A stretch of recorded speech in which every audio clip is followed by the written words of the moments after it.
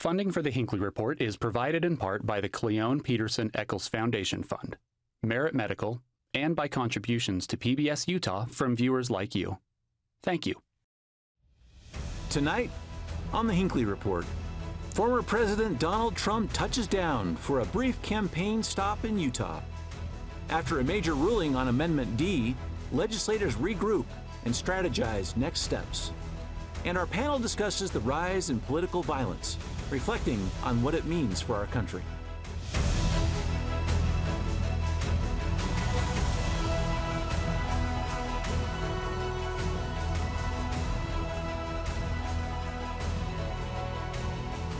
Good evening and welcome to the Hinckley Report. I'm Jason Perry, director of the Hinckley Institute of Politics. Covering the week, we have Daniel Woodruff, reporter with KSL5 News, Heidi Hatch, anchor with KUTV2 News, and Chris Blake, partner with RRJ Consulting. So glad to have you with us this week on the Hinckley Report. A lot of issues to get to, but I want to start with you, Daniel, on one that is of growing concern and very visible, and that is about political violence in our country. We're seeing a lot more of it. 2 attempts on the life of former President Trump. Talk about why we are seeing what seems to be an elevated level of tension and violence. Yeah, we're seeing it both nationally and here in Utah. The numbers show that political violence and the threats of political violence are on the rise.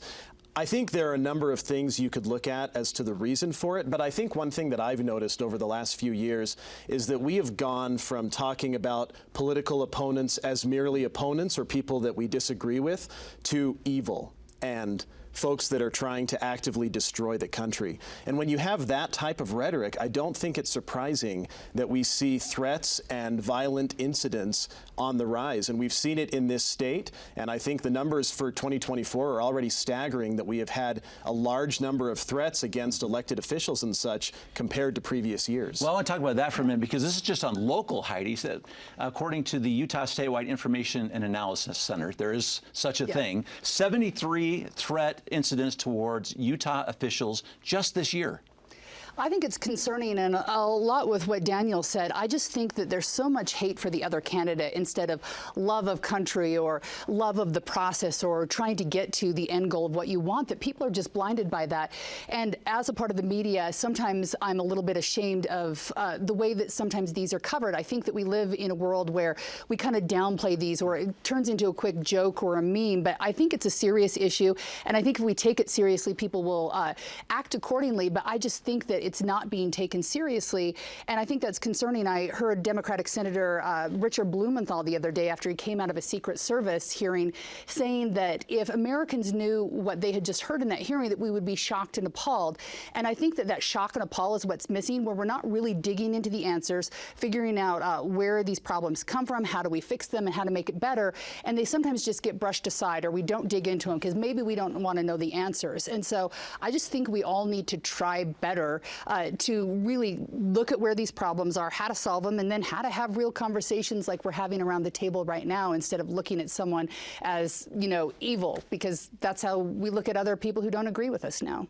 I want to get back to our neighbors. Yeah, exactly. I want to get to the media part in a second, but Chris, talk about this from a political lens. You've been involved in political scene in Utah for a very long time. How did this become what seems like a zero-sum game? I guess this is what we just heard, and as Daniel was just talking about, where it's not just that we disagree, it's that you are my enemy. Yeah, I remember taking history classes in high school and thinking, I'm glad I didn't grow up in the 60s. You know, there was such a history of political violence in our country generally, but specifically in that decade. And now I'm thinking, we're living that same decade over again. You know, hopefully we don't see the same kind of tragic results, but we're seeing a lot of the same kind of violence and rhetoric. And I think what it does is it does a couple things. One, it dissuades people from getting involved in politics. And I think that is probably the most concerning component. Why would you want to subject yourself and your family to this kind of danger, rhetoric, you know, discomfort, all of the things that come with that. And so that's what concerns me, is good people will no longer want to be involved because it just doesn't seem safe. And you're subjecting not just yourself to it, but your family to it. And typically, that's what should be out of the game, right? You attack somebody's positions, what they're advocating for, but leave their family alone. Let them understand, you know, they've got children, they've got all the things that come, you know, attended to that. Leave that alone. and that's what concerns me. And we've even seen attacks on people's homes. Senator Kennedy, at one point, someone vandalized his home. Talk about what you two, I'm going to talk to our media folks for just a second. What is the responsibility of the media, and maybe extend to us through our own social media challenges to kind of bring down the rhetoric a little bit or lower the temperature? Well, I think we can always do better, all of us as people, at not being so inflammatory, right? We can disagree about something honestly without having to villainize or demonize the person on the other side. As a member of the media, I can only speak for myself in that I try every story to do so in a way that is measured and fair. I think people can disagree, and we can paint pictures of strong disagreements. That's what this country really is about. But we can do so in a way, hopefully, that doesn't overemphasize things that sensationalize it to too much of a degree, or paint people in an unfair light. And I think when we focus really on the facts and when we focus on the substance and less about personalities and how we look at our opponents as perhaps the enemy, I think that can help. But I can only speak for myself and how I try to do that, and I certainly probably fall short from time to time on that. Yeah, I think it's such an important conversation, too. And I think the more and more we get to a social media world, we live in a world where people want quick sound bites. And the sound bites that usually make it on TV or make it on social media and go viral are the ones that don't have important substance to them, but they're the ones that rile people up. And so I think as I look at these conversations and what we can do for viewers, we can give them as much as we can on a newscast or on social media. But I think posting whole interviews and whole conversations helps people really dig into those topics so where they're not hearing just that soundbite, because we live in a soundbite world, and I think the soundbite world makes things worse. And I would add too, sorry, that taking things out of context, a lot of times we see people taking a quote out of context and using it for political purposes. And that's one thing I've really tried hard to do, is make sure if I'm quoting somebody, I am absolutely 100% certain that it was within the context I'm explaining, because we see too much of, let's cherry pick a few words that they said and make it sound like they said something that they really didn't. Go ahead, Chris. I was going to say, the other thing that I think is concerning, particularly as you look at people's individual social media accounts, is the anonymity associated. I mean, both Heidi and Daniel here have to own the words that they say when they're saying them, you know, on the newscasts. We so often, so many people use anonymity to hide behind what they say, and it allows them to feel free to say things they wouldn't say if they had to put their name and face to it. And so I think that's a real concern. I don't know quite how you solve that, but the ability for people to speak without attributing what they're saying and owning it, I think is a real problem. Freedom of speech, great, I'm all for it. Own what you're actually going to say, and if you're willing to say something as flammable and rhetoric driven as some people are willing to say, then they should own that as well. One last question on this too, maybe Heidi. When you are in the back room talking about the stories you're going to run, the things you're reporting, is this a conversation you have? Is this a filter that's added in the media? Maybe you all are people you talk to in your community. Yeah, we have conversations about, you know, what value and how can we create more understanding on the topic. And I think, as I was mentioning, that there's more conversations these days about how can we give people more information so that when they hear that short story on the newscast, there's someplace else they can go to get all of the background and really understand it. Because as Daniel said, sometimes those sound bites can be taken out of context. Maybe you don't understand the full issue.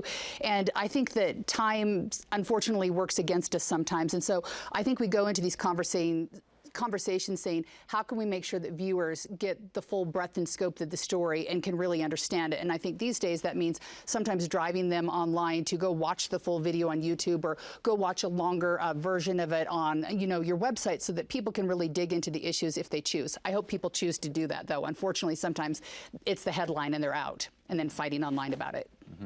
We had a big visitor this week, Chris. In the state of Utah for about 3 hours. We had the former President Donald Trump making a political stop. Talk about that event, kind of who was there and what kind of sort of movement is he having in the state?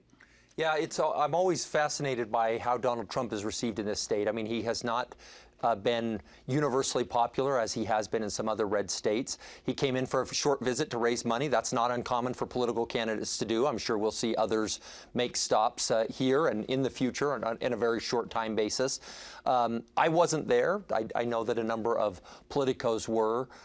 Including Governor Cox, who, you know, has tried to be more accepting, kind of along these lines of what we're talking about, agree or disagree with his approach there, trying to be more open to, we shouldn't demonize people. And so I think, he accomplished what he wanted to accomplish, hit the state, raised some money, and moved on to the states that are going to matter, which is where they're all focusing their time and attention. I want to get to that point for a second, Daniel, because, Utah's long been sort of a flyover state for some of these. The number of votes are not enormous, but we do, over the last few election cycles, get people to stop, even if it is at the airport. Yeah, and we've seen some candidates come, and they're here for a little bit, and I think ultimately Utah is pretty reliably one direction when it comes to the electoral votes, but money is a big deal here in Utah, and we've seen candidates come in and tap into the resources on both political parties that they can get from donors in this state. Heidi, go ahead, please. I was just going to say, we are certainly known as a state that's just an ATM that gives them the money and they go. But I think even 3 hours, whether it's Democrats or Republicans stopping in the state, I think is important. I'd rather see them at rallies or at public events as well. But I think being a part of the conversation and having a seat at the table is important. I know there's a lot of people who are disappointed in the governor for now supporting Trump and going to that event. But I like to see our governors and our leaders willing to sit down at the table and be a part of the conversation, whether it's going to the White House with President Biden or talking to former President Trump, who may be the leader again. Because if you're not at the table and you're not part of the conversation, I don't know how you help people understand what the Utah needs are and what's happening in our state. And so I think being a part of that conversation is an important thing. It's just what grown-ups do.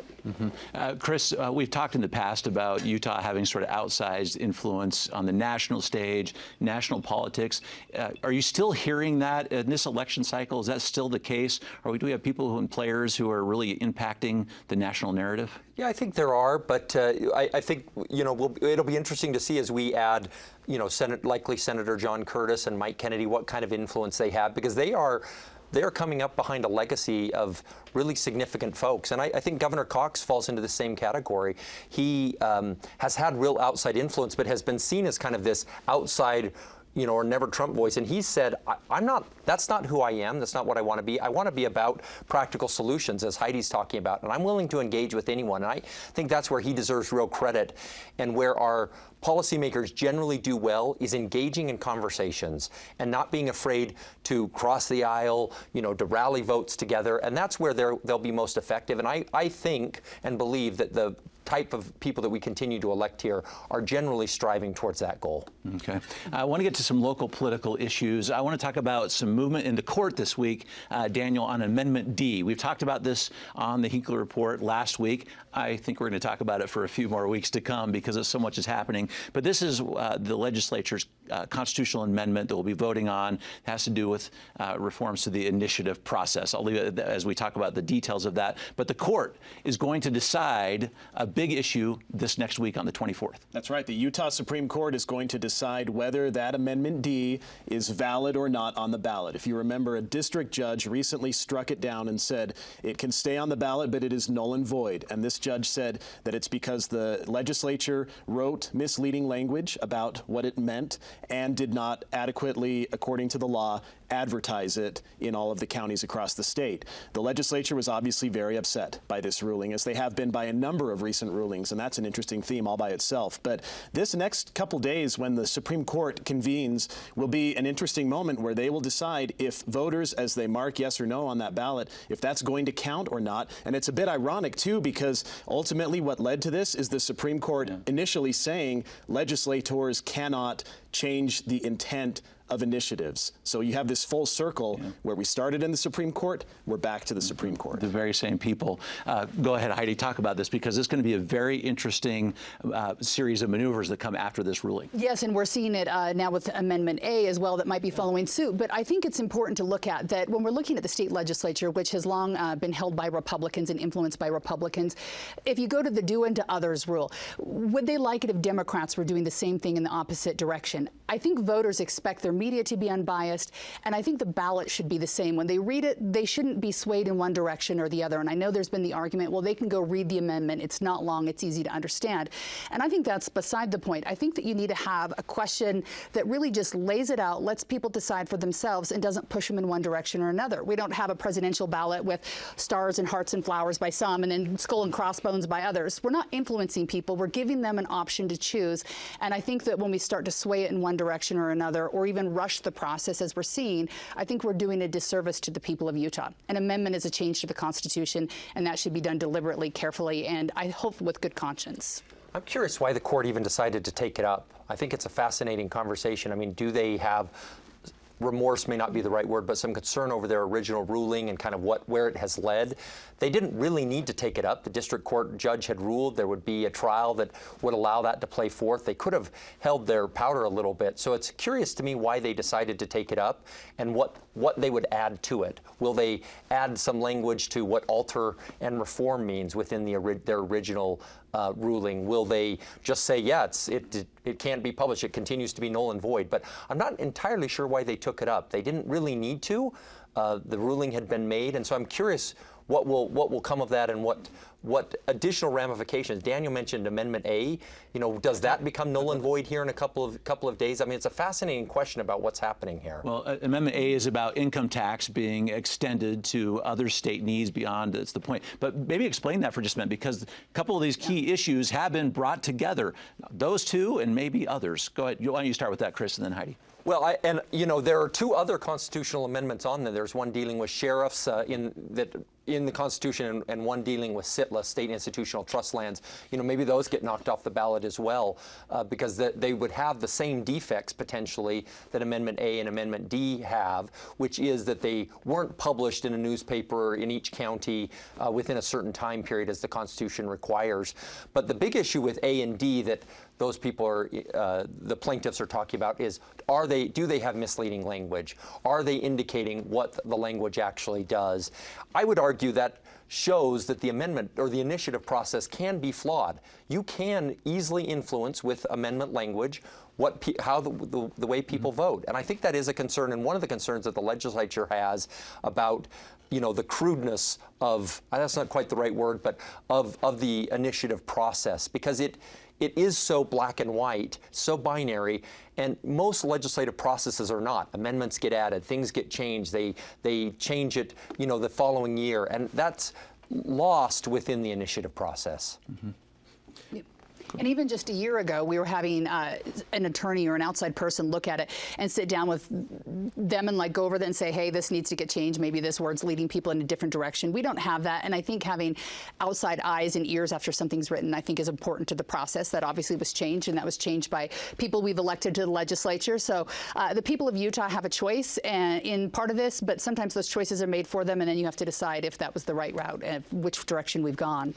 And right before I leave this, Daniel, I guess the legislature has some options they'll have to consider as well, depending on whether or not they can go forward with this amendment or they have to regroup and think of something else. Yeah, and it'll be interesting to see what happens. And I think there will be a broader conversation that we've already seen and will continue to see about the legislature's view on judges. I know that it's been floated. Maybe judges should be elected.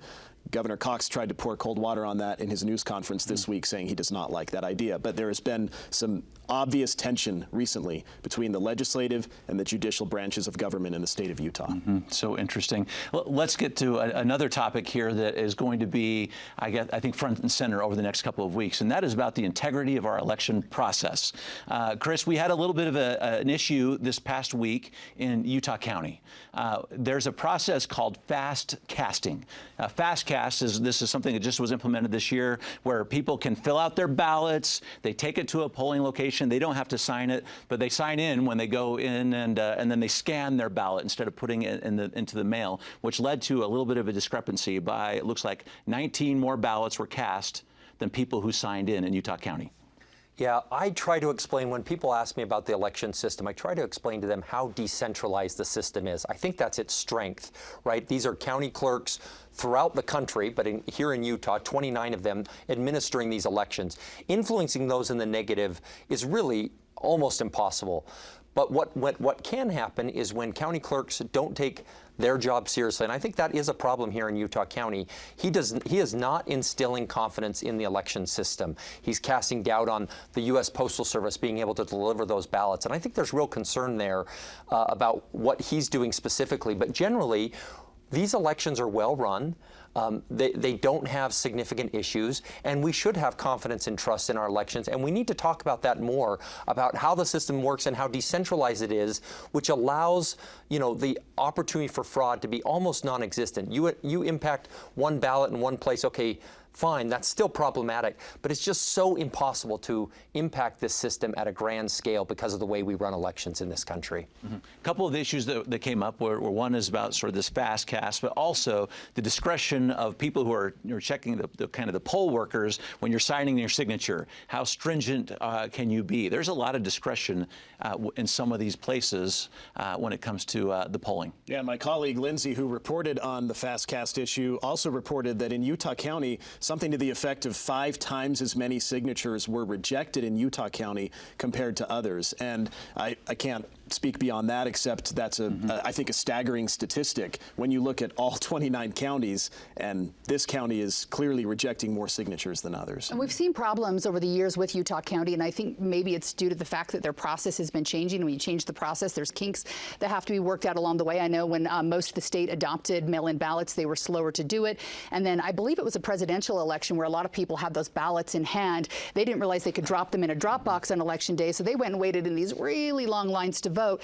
And so I think they really need to nail down what their process is, and then make sure that the people who are taking care of it are trained in how to check people in, if they're checking signatures, to get back to those people quickly if they have questions, so they have the opportunity to have their ballot counted, because that's what people want to know, is that the elections are fair, that their votes are being counted, and if that process is not quite sure with people running it, it just creates problems. And I think Heidi makes a great point here. They need to explain it over and over and over again. Like, tell more people so that more people understand, because their processes have been changing. They haven't been as quick to adopt what other counties have been doing, and so they need to go the extra mile if they're going to change a process or change the way they validate a vote, because people should have the right to cast a vote. And if they're being rejected at a higher rate, people need to know that their ballot isn't being counted so that they can go and remedy that.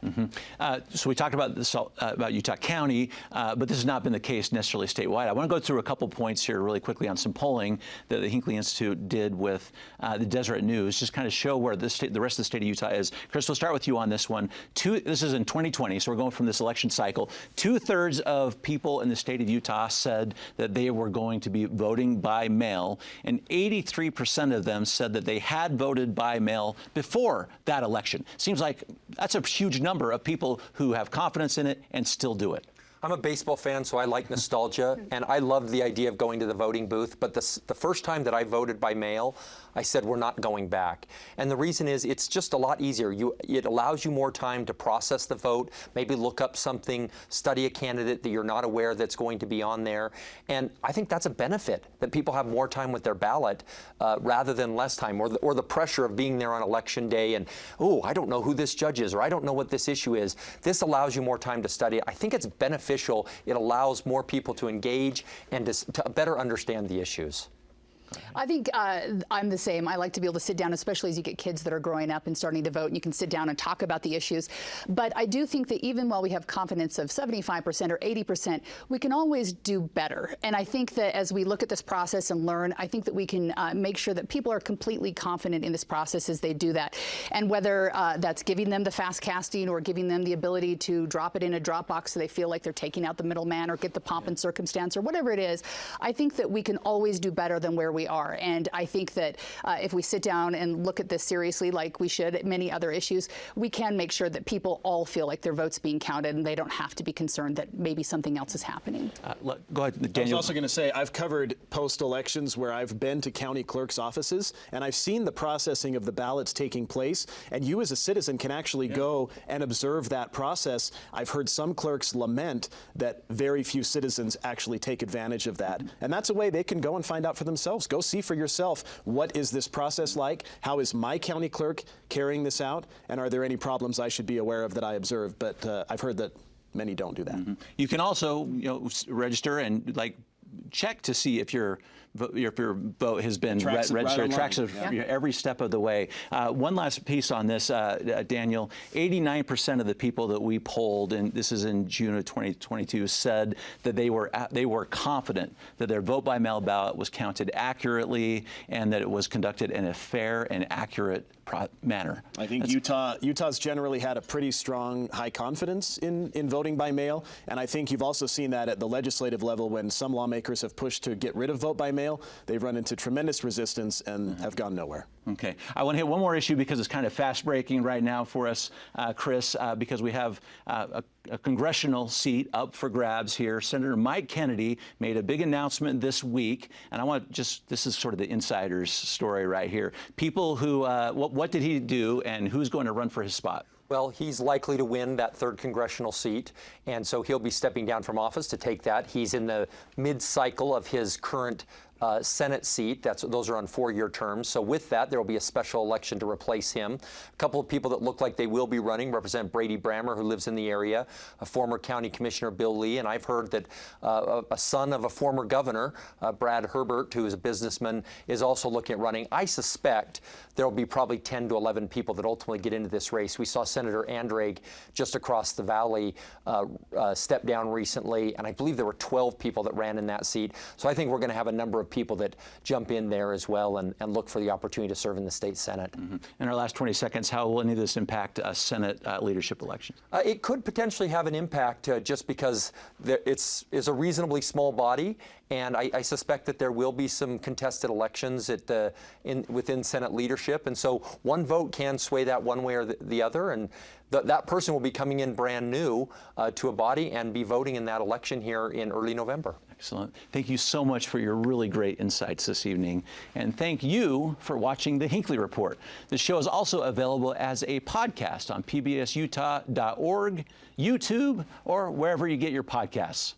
Thank you for being with us. We'll see you next week. Funding for the Hinckley Report is provided in part by the Cleone Peterson Eccles Foundation Fund, Merit Medical, and by contributions to PBS Utah from viewers like you. Thank you.